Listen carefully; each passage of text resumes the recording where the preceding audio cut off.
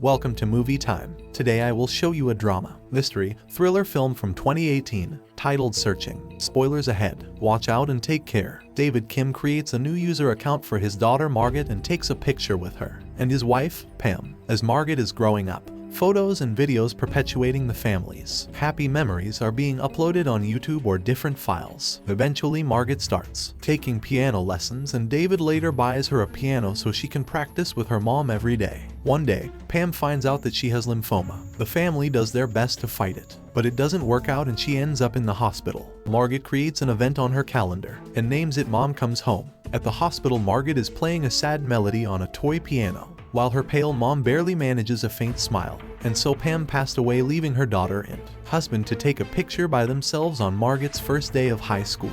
Windows XP is updated to Macos and David is messaging his daughter. A not-so-happy father requests a FaceTime and reprimands his daughter for forgetting the trash. He also asks about her whereabouts and plans. Margaret says that she's gonna be running late at her bio study group and hangs up before David could ask about her final. He still proceeds through messages and she admits not having done so well but would still pass. David expresses how proud he is of his daughter and he types that her mom would be proud too, but deletes the last part. David is browsing the news while listening to some relaxing music when he gets a video call from his brother, Peter. David joins the call and he's welcomed with a cooking pot POV. His brother is trying to make a recipe that was Pam's specialty kimchi gumbo. David says that he will look for the recipe, but he was sure that there was no pot in it, referring to his stash that he has left on the counter near the other ingredients. Peter puts the jar of oregano away, and when David inquires about his use, he quickly changes the subject. While David is browsing Pam's files looking for the recipe, Peter asks him about Margaret and how their father-daughter relationship is going.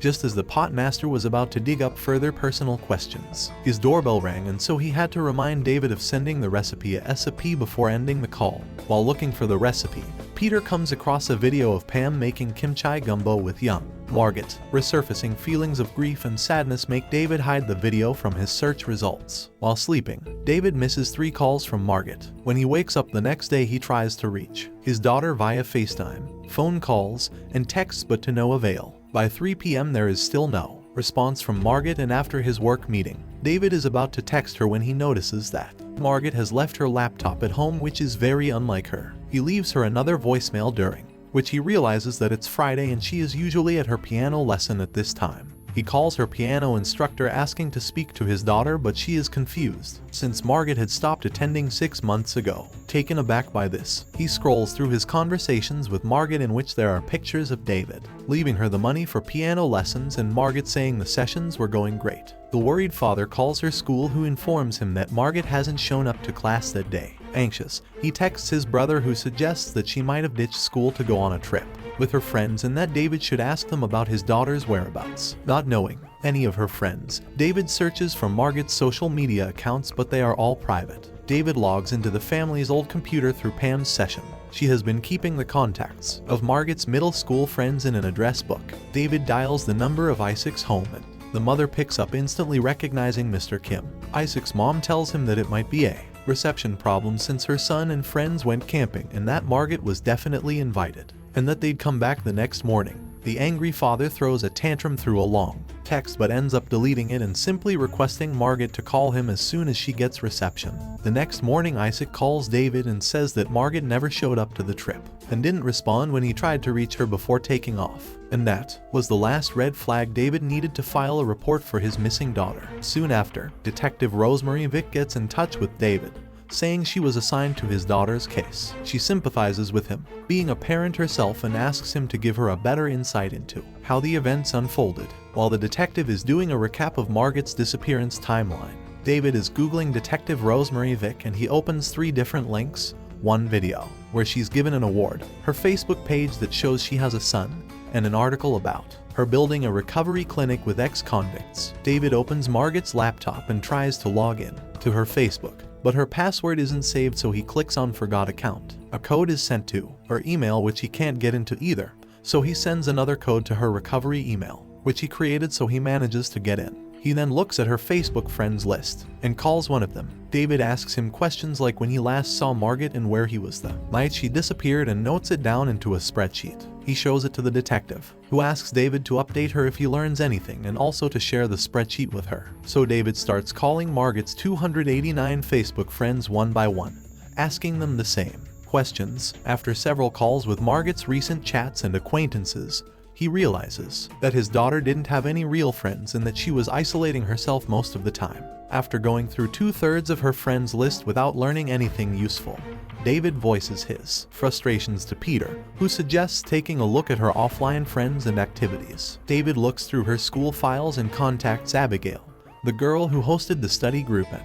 her house that night. She says that it ended by 9 p.m. and Margaret had left by that time. She also enforces the fact that Margaret was a loner and used Tumblr a lot. Just as he is checking it, he receives an email from the detective who shares traffic footage of Margaret filling up her gas and exiting town. He notes down the place on Google Maps. David checks Margaret's bank account and he notices that she has been depositing the piano lesson money there. 6 days prior, she made $2,500 payment to a deleted user via Venmo. He checks her Instagram account and notices a user called Derek Ellis constantly posting inappropriate comments on his daughter's pictures. He looks up his number and asks him about his whereabouts the night Margaret went missing. He tries to dodge the question, but when David threatens to get the police involved, he admits that he was at a Bieber concert. Detective Vic sends David an email containing a fake ID, saying that Margaret met up with a forger around the same time she withdrew the money. The detective spoke to security at Venmo and apparently she sent the $2,500 to herself so it can't be traced, and suggests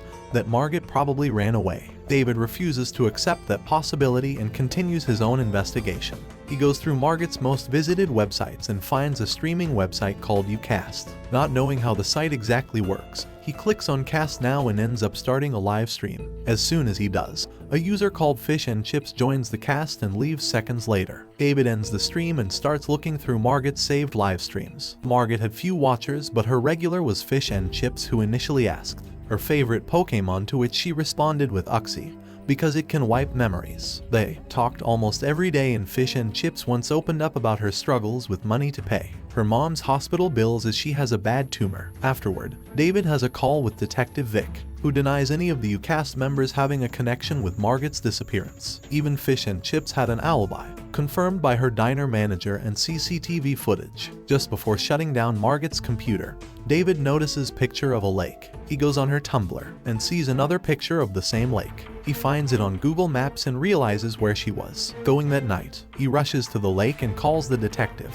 but she's asleep because it's 4 a.m. A bit later, she calls him back and David shows her Margaret's Pokemon keychain he found by the lake. The following morning, Margaret's case is all over the news. Her car was retrieved from the lake, but Margaret wasn't in it. People are volunteering to search for Margaret in the forest since there's a lot of ground to cover. The search gets halted due to heavy rain, and the internet is flooded with articles and videos about Margaret from people blaming her father for negligence to her classmates pretending they were best friends for clout. Frustrated by Derek's Facebook post, David goes to meet him and beats him up. This causes Vic to cut him off from the investigation. David comes across a subreddit dedicated to the case where a bunch of Reddit detectives share their theories. He finds pictures from the car and he notices a Finns hockey hoodie in the front seat. This leads David through Margaret's chats with his brother. To his surprise, Peter and his nephew were secretly meeting on several nights, and he finds some highly suspicious messages. He starts writing an email to Vic, but changes his mind. Instead, he goes to his brother's house and plants cameras. He then starts asking Peter about Margaret,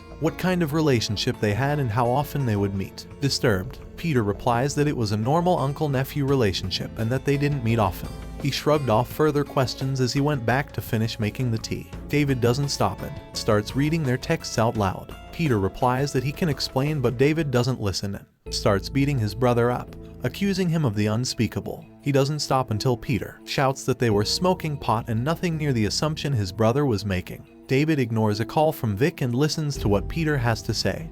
Margaret was suffering. She needed to talk about her mother, which David never did, and that's why she stopped piano lessons, because it reminded her of Pam and she still didn't have closure concerning her loss. David realizes how little he knew about his daughter and drops to the couch sighing. He ends up picking up the detective's call that brings him to the ground crying. Randy Cardoff, an ex-convict, has uploaded a confession online of torturing and murdering Margaret before taking his own life, and that was enough to declare her dead. David starts uploading pictures for a memorial service, and when he's done, a thank you page appears with a picture of a woman holding flowers. David realizes that it's the same woman that appeared on Margaret's live streams under the name Fish and Chips. He searches the profile picture on Google and finds a bunch of pictures of her doing various things. He doesn't realize that Margaret was catfished and that the woman in the profile picture is just an actor for stock photos, kinda like my boy Harold. So he tracks down her number and calls her. She seems clueless about the streaming website and all the details that the detective presumably checked out. David tries to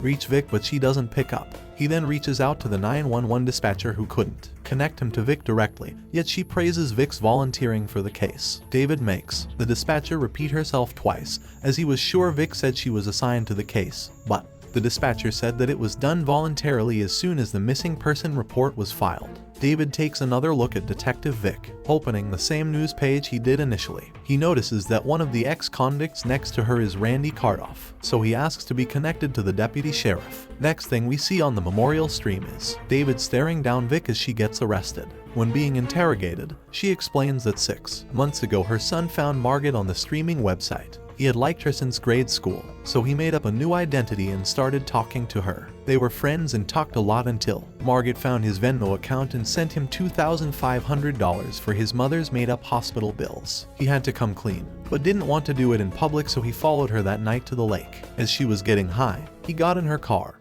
and she panicked before he could explain himself. She tried to run and he accidentally pushed her off a cliff. Vic assumed that Margaret was dead because the cliff was narrow, jagged, and at least 50 feet to the rock bottom, and she couldn't hear a sound. So she took lead of the investigation, convinced David that Margaret ran away, and told the law enforcement team that the zone her body was in was already cleared. She still needed a confession, so she drugged the ex-con, ordered him to read a script, and shot him afterwards. Now knowing her location, a team has been dispatched to retrieve Margaret. Turns out she is still alive and makes a full recovery. Some time later, Margaret is continuously refreshing her application for the music conservatory while texting her father. She's come to have closure concerning her mother's death and is ready to take back her piano passion. Her father, on the other hand, is no longer reluctant about bringing up Pam, and while telling Margaret that he's proud of her, he sends the text that he deleted at the beginning of the movie, that her mom would be proud too. The end. Thank you for watching. Subscribe if you'd like to see more videos like this.